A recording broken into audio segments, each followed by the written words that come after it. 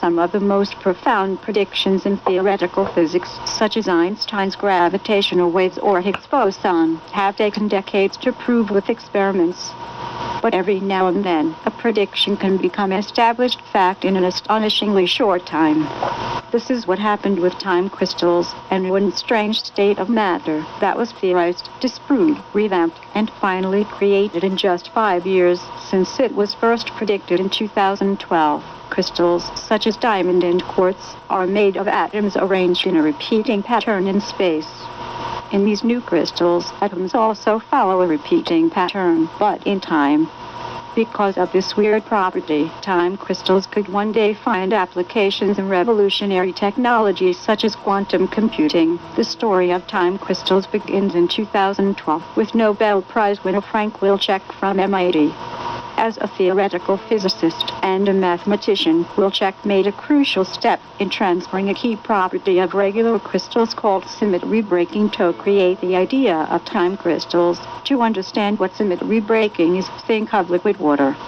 In a water droplet, molecules are free to move about and can be anywhere within the liquid. The liquid looks the same in any direction, meaning that it has a high degree of symmetry. If the water freezes to form ice, attractive forces between the molecules force them to rearrange into a crystal, where molecules are spaced at regular intervals. But this regularity means that the crystal isn't as symmetrical as the liquid, so we say the symmetry of the liquid has been broken when freezing into ice. Symmetry breaking is one of the most profound concepts in physics. It is behind the formation of crystals, but also appears in many other fundamental processes. For example, the famous Higgs mechanism that explains how subatomic particles come to acquire mass is a symmetry breaking process. Back in 2012, Wilczek came up with a tantalizing idea. He wondered if, in the same way that a crystal breaks symmetry in space, it would be possible to create a crystal breaking an equivalent symmetry in time. This was the first time the idea of a time crystal was theorized. Such an object would have an intrinsic time regularity, equivalent to the crystal's regular pattern in space. For a time crystal, the pattern would be a continuous change back and forth in one of its physical properties, a kind of heartbeat that repeats forever, a bit like a perpetual motion machine. Perpetual motion machines that are machines that can work indefinitely without an energy source are forbidden by the laws of physics. Wilczek recognized the solidity of his time crystal theory, and in 2015, another group of theoretical physicists showed a perpetual motion crystal would indeed be impossible, but this was not the end of the story. In 2016, new research showed that time crystals could still exist in theory, but only if there was some external driving force. The idea was that the time regularity would be somehow dormant, hidden from view, and that adding a little energy would bring it to life and unveil it. This solved the paradox of perpetual motion and brought new hopes for the existence of time crystals. Then, in the summer of 2016, the conditions to create and observe time crystals were laid out in an article in the online ARXIV repository, and later published in the peer-reviewed journal Physical Review Letters. The researchers studied how a special property of particles known as quantum spin could be repeatedly reversed by an external force at regular intervals. They predicted that if they did this to a set of particles, the interactions between the particles would produce their own oscillations in the spin, creating a driven time crystal. In a matter of months, 2 different experimental groups had taken on the challenge to create the time crystals in the laboratory. One of the teams fired laser pulses at a train of ytterbium atoms that produced oscillations in the atom's properties at different intervals from the pulses. This meant that the ytterbium atoms were behaving as a time crystal. The other team focused on an entirely different system, consisting of impurities in a diamond crystal. They used microwaves to disturb the impurities at well-defined intervals and observed the same type of time crystal oscillations as the first team.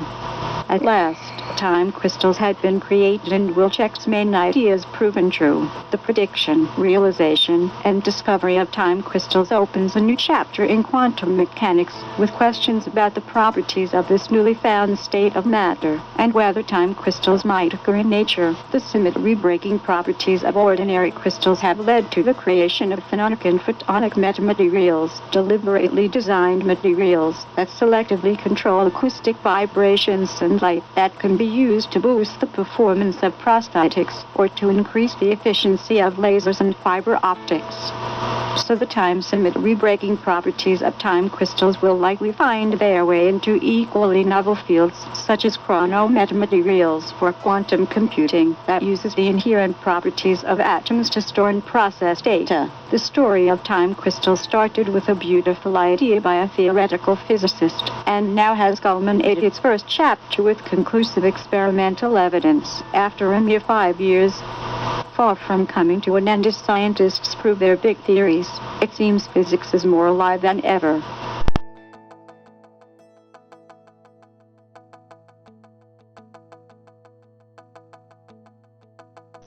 Many people believe in ghosts despite the fact that scientific proof of their existence is tenuous at best. After all, science hasn't exactly disproven the existence of ghosts yet either, has it? Well, perhaps it has.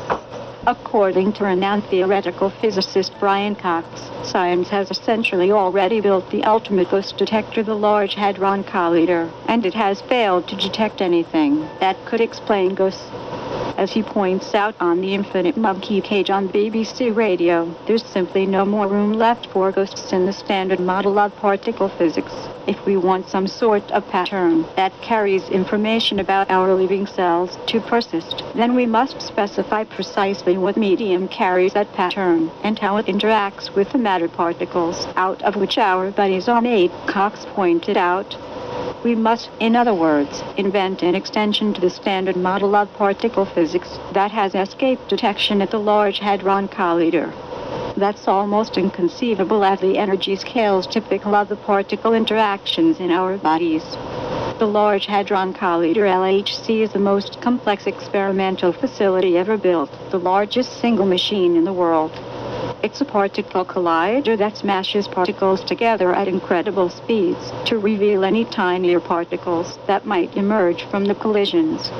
While the LHC can't be said to be definitively powerful enough to have detected every particle in the universe, it's certainly powerful enough to have penetrated to the fundamental levels that pertain to how our cells use energy. I would say, if there's some kind of substance that's driving our bodies, making my arms move and legs move, then it must interact with the particles out of which our bodies are made, continued Cox. And seeing as we've made high-precision measurements of the ways that particles interact, then my assertion is that there can be no such thing as an energy source that's driving our bodies. In other words, there's simply nothing that's been identified by the LHC that could possibly carry on after our bodies die, not within the standard model. But what about outside the standard model? After all, the standard model has been shown to contain some glaring holes, and many physicists today acknowledge that it's an incomplete theory as currently constructed. Cox anticipates this rebuttal. He admits that there are plenty of problems with the standard model, but firmly contends that ghosts don't fall within the known unknowns of the theory. In other words, the standard model explains enough of the universe to rule out an afterlife.